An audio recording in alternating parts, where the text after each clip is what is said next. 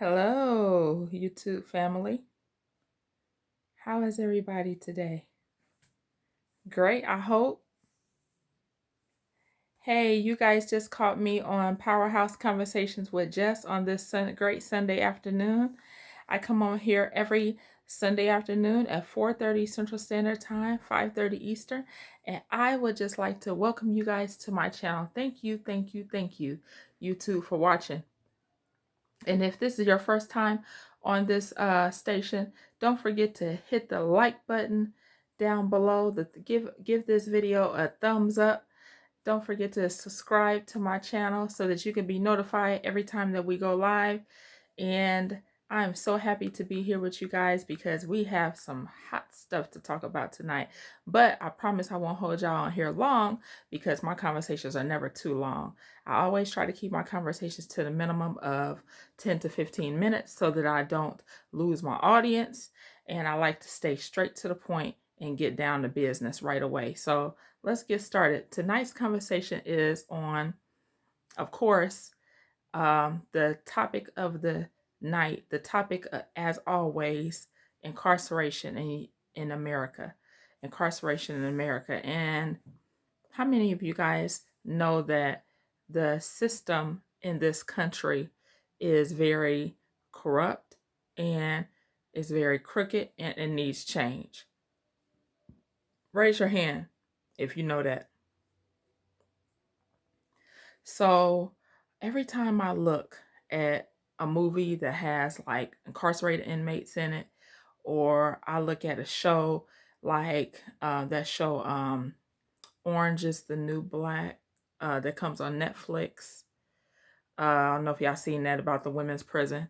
Every time I look at like shows like that, um, it just makes me so angry though, because I look and I see other countries, they are doing things a lot better than the United States criminal justice system is doing things. And I just know that it is a better way to do this system. But because of the people that are in power that want to continue to make money, it's gonna take more than just me alone fighting for a new criminal justice system in this country. It's gonna take a entire country, an entire village to fight against criminal justice in this country. How many of y'all agree with that? Amen. Yeah, I agree with that tonight. So let's talk about it. Let's talk about it. Um, how does incarceration feel to how does incarceration feel to you and your family, especially to y'all, those out there who have incarcerated loved ones and family members and friends that's incarcerated? How does it feel to you to know that the system here in this country is almost gone back to how it was when slavery was in? Wouldn't y'all agree with that? Okay, now a lot of y'all might not agree with that, and that's okay. Okay, that's okay if you don't agree. I don't care if you guys, I don't care if you agree or not, if you don't agree. But just know this: the United States is the highest, number one, has the highest number one incarceration rate in the whole entire world. Just know that the United States of America has the highest incarceration rate in the whole entire world, fam. And I'm gonna tell you, it's really sad.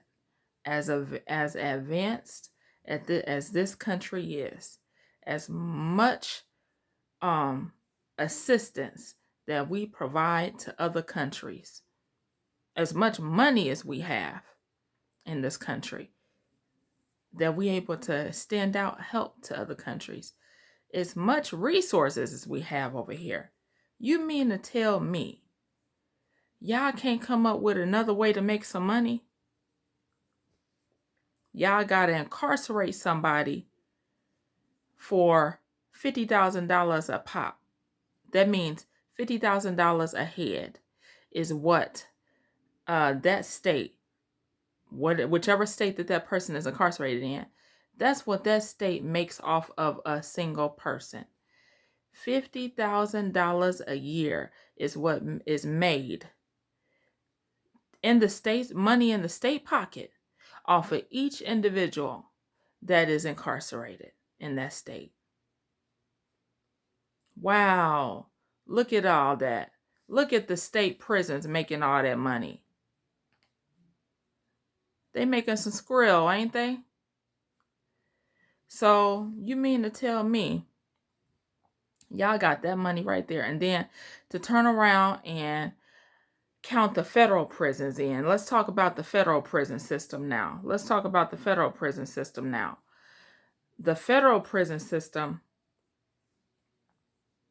they making probably more than the state prison system making. So you're probably talking about $65,000, $75,000 a head for each inmate in the federal prisons. So y'all can't tell me that y'all gotta incarcerate all these people just to what? The who? Just to make a little money. To make money for what? Y'all pockets? Oh, okay. So y'all getting rich off of each and every slave that y'all keep locked up behind bars inside a cage, huh? So let's talk about it. What about over in Norway? Where they prison system is free reign for their inmates to work outside of the grounds of the prison on a daily basis, as long as they keep their trust, and that means to come back every evening after their work shift is done. How about the countries such as Finland and Scotland, who let their inmates come home on the weekends on furlough, weekend visits. That's weekend visits. As long as they return by the end of the weekend, right? So why can't we get something like that here in our country, in the United States? So what about those certain states that has what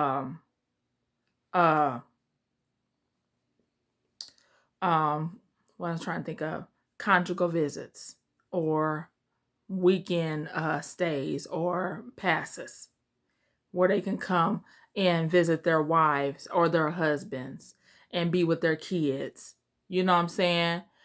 And don't have to be behind the bars 24/7. You know what I'm saying? That causes more stress on the inmate as well as on the officers. You know what I'm saying? If the officers and inmates work to build a relationship that is going to work, the first beginning of it is allowing the inmates to have a little bit more freedom. It's going to lessen and lower down the aggression rate, and it's also going to lessen and lower down the violence rate. And then it's going to reduce the percentage of recidivism of the inmate coming back after he gets out of prison.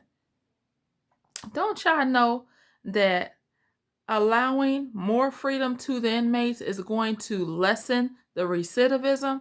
So the inmate end up having 10 years and he get out at serving 85%, maybe 8.5, almost 9 years, right?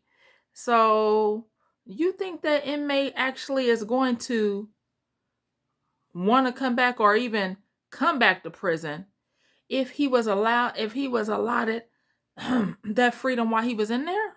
No. He's not going to want to lose that privilege of wanting to have that real freedom when he get out. So he ain't going to want to come back. But the ones that is locked down in a cage, and when they get out, they not going to know how to act when they get in society. And then they're going to go back to the same old behavior that they had when they was out before. And they're going to get into probably the same type of trouble. And they're going to end up right back Why? Because society doesn't want to give those type of people a chance. Society and the government laws doesn't want to give those people jobs, doesn't want to give those people rights to vote, doesn't want to give those people rights to have uh, subsidized and assisted housing, doesn't want to give those people rights to drive sometimes, driving privileges, doesn't want to give those people rights to do a lot of stuff. So what are they gonna do when they get out? Every door is shut to them. They're gonna go to the only thing they know, and that's survival. They're gonna get right back out there in the streets and get to doing the same stuff they was doing at first, and they end up right back in the same boat, which is right back in prison. Do we want that? No. So that's the reason why new prison system is needed in the United States of America. New criminal justice reform is needed in the United States of America. Forget all this corruption with the, if the old people that's in power and that's in politics and is office holding the high position that's making the rules and setting the laws, if they can't come to grips with their due to be changed, then they need to get the hell out of there and let some people in, that's some new blood in, that's gonna make some change. They need to let some new blood in. Let some of the young folk run the country. Maybe the young folk will let the change come about. Let's get the old folks out of there. Get the old heads out of office. Bring in the young ones that's open to change. So that's my spiel, and I'm off my soapbox for tonight, y'all. I ain't gonna hold y'all no longer. I've been on here 12 and a half minutes. I just wanted to get on here and just thank y'all so much for visiting my channel, Powerhouse Conversations with Jess. Please come visit me next Sunday. I'm on here every single Sunday afternoon at 4:30 Central, 5:30 Eastern. Give my video here a like. Subscribe to this video so you can receive notifications whenever I go live next, and you can get notifications so you can be on here with me next week. Thank you guys, and I love you guys. Stay blessed, stay happy, and be encouraged. I'm on here every Sunday. I look forward to you guys joining my family because I want to welcome you to my family because you're a part of this family over here at Powerhouse Conversations. Amen. So let's give it up for Powerhouse Conversations with Jess. Amen. And I want to thank you guys so much for getting on. Have an awesome and blessed evening. And I will see you guys back here on next Sunday afternoon. Be blessed, stay encouraged, stay loved. See you guys later. And peace.